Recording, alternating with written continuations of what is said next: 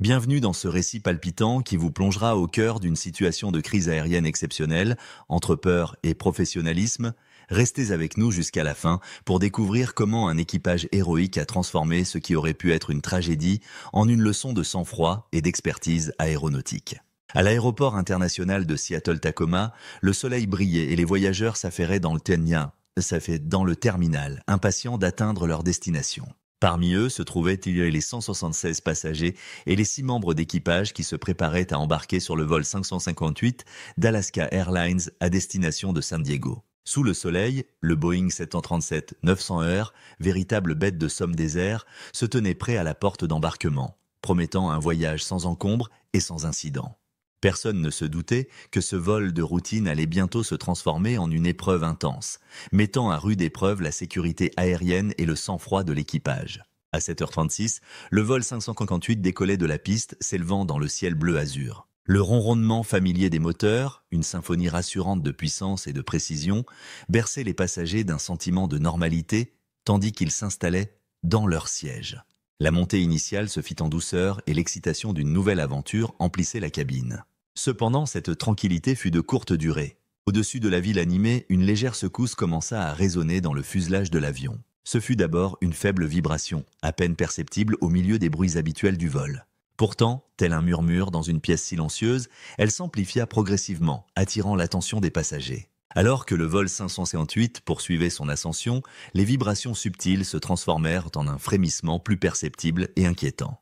Les passagers de la cabine échangèrent des regards inquiets, leur excitation initiale cédant la place à une appréhension grandissante. Le bourdonnement autrefois rassurant des moteurs semblait désormais porter une note dissonante, laissant présager un problème potentiel. Dans le cockpit, l'équipage dirigé par le capitaine John Miller, un pilote chevronné fort de plus de 20 ans d'expérience, était parfaitement conscient des vibrations inhabituelles. Avec un professionnalisme serein, ils lancèrent une série de vérifications pour diagnostiquer la source du problème.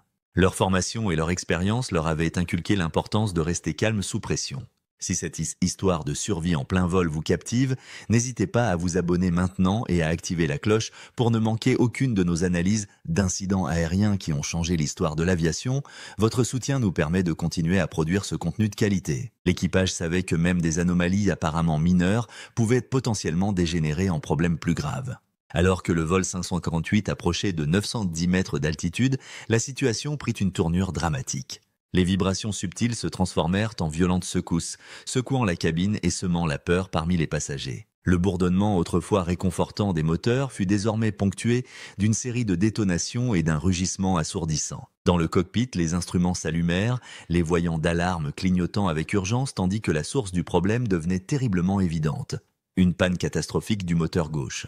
Le capot moteur s'était détaché, arraché par les forces immenses en jeu. Cette panne critique exposait le fonctionnement interne du moteur à un environnement impitoyable, compromettant considérablement sa capacité à générer de la poussée. La cause de cette panne soudaine fut plus tard identifiée comme étant une pale de soufflante endommagée, probablement due à l'ingestion d'un corps étranger au décollage. Au milieu du chaos et de la peur qui s'emparait de la cabine, l'équipage du vol 558 d'Alaska Airlines fit preuve d'un sang-froid et d'une expertise exemplaire. Le commandant Miller, d'une voix qui ne trahissait aucune panique, annonça calmement aux passagers qu'il rencontrait un problème technique mineur et qu'il retournerait à l'aéroport international de Seattle-Tacoma. Son calme était une présence rassurante face à l'inconnu.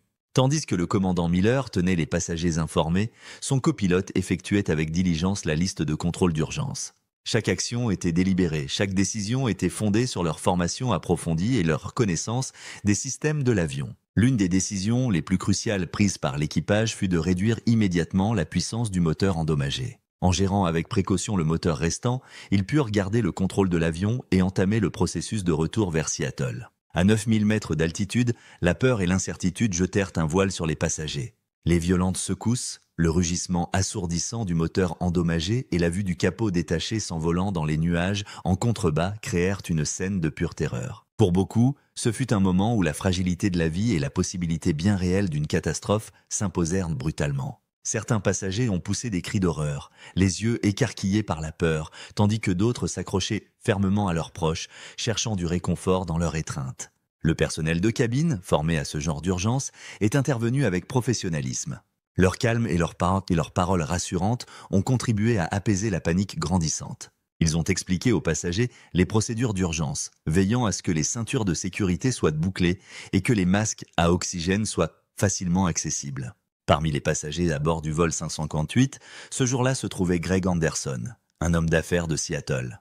Il a raconté plus tard cette expérience pénible, décrivant le moment où il a entendu un grand bruit sec suivi de la violente secousse de l'avion. « J'ai cru que c'était la fin », a-t-il confié lors d'une interview après l'incident.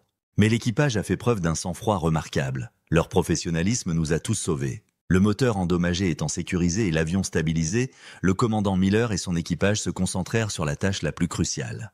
Retourner à l'aéroport international de Seattle-Tacoma aussi vite et en toute sécurité que possible. Le vol retour fut tendu, chaque minute semblant une éternité, tandis que passagers et équipages retenaient leur souffle espérant le meilleur mais se préparant au pire. Le contrôle aérien, alerté de l'urgence, libéra la voie pour le vol 558, lui donnant la priorité sur tout autre trafic aérien. Les équipes d'urgence se dépêchèrent d'intervenir, leurs gyrophares dessinant un chemin d'urgence sur le tarmac en contrebas, attendant l'arrivée de l'avion. La tension dans le cockpit était palpable, mais l'équipage resta concentré, leur voix calme et mesurée. Ils communiquaient avec le contrôle aérien et se préparaient à l'atterrissage difficile qui les attendait. Alors que le vol 558 approchait de la piste, les passagers se préparaient à l'impact, suivant scrupuleusement les instructions de l'équipage. Le commandant Miller, utilisant toute son expérience et son expertise, guida l'avion endommagé vers la piste avec une précision remarquable. Lorsque les roues touchèrent le sol avec un léger bruit sourd, un soupir collectif de soulagement parcourut la cabine. Les passagers éclatèrent en applaudissements, un mélange de gratitude et d'émotion les submergeant. L'avion s'immobilisa finalement sur la piste, les équipes d'urgence se précipitant vers lui pour assurer l'évacuation en toute sécurité. Grâce au professionnalisme et au sang-froid de l'équipage, aucun passager ne fut blessé lors de cet incident qui aurait pu tourner au drame. L'incident du vol 548 d'Alaska Airlines a donné lieu à une enquête approfondie du National Transportation Safety Board, NTSB. Cette enquête visait à déterminer la cause profonde de la panne moteur et à prévenir de tels incidents à l'avenir. Les enquêteurs ont ratissé la piste et ses environs à la recherche de débris susceptibles d'avoir été ingérés par le moteur. Ils ont examiné le moteur endommagé en détail, reconstituant méticuleusement la séquence des événements ayant conduit à sa panne. Le capot détaché récupéré dans une zone résidentielle proche de l'aéroport a fourni des indices cruciaux. L'enquête a révélé que la panne moteur était due à une aube de soufflante endommagée qui s'était fracturée sous l'effet de la fatigue. Le stress répété des opérations aériennes avait finalement provoqué la rupture de l'aube affaiblie, entraînant la panne catastrophique observée sur le vol 558.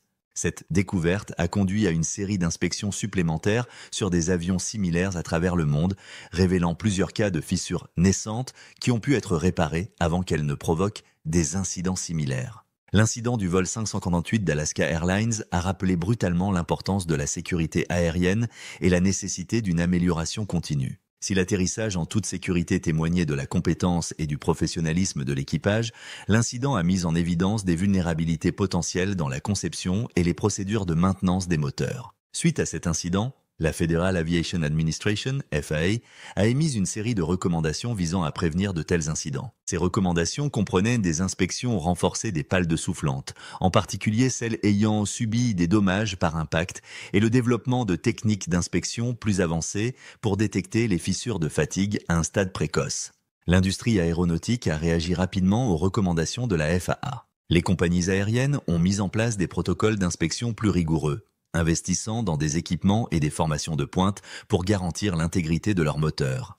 Les fabricants de moteurs ont également revu leurs procédures de conception et de test, incorporant des matériaux plus résistants et des systèmes de détection des anomalies plus sophistiqués. L'incident du vol 538 d'Alaska Airlines a également conduit à une révision des procédures d'urgence et de la formation des équipages. Les simulateurs de vol ont été mis à jour pour inclure des scénarios similaires permettant aux pilotes de s'entraîner à gérer de telles situations critiques. Les compagnies aériennes ont renforcé leur programme de formation, mettant l'accent sur la gestion des ressources en équipage et la prise de décision en situation de crise. Aujourd'hui, plusieurs années après cet incident, l'aviation civile est plus sûre grâce aux leçons apprises et aux améliorations mises en œuvre. Les passagers qui embarquent à bord d'un avion peuvent avoir confiance dans les systèmes de sécurité robustes et les équipages hautement qualifiés qui veillent sur eux. L'incident du vol 548 d'Alaska Airlines reste un rappel puissant de la façon dont le professionnalisme, la formation et la présence d'esprit peuvent transformer une situation potentiellement catastrophique en un atterrissage sûr, préservant ainsi des vies et renforçant la sécurité aérienne pour tous.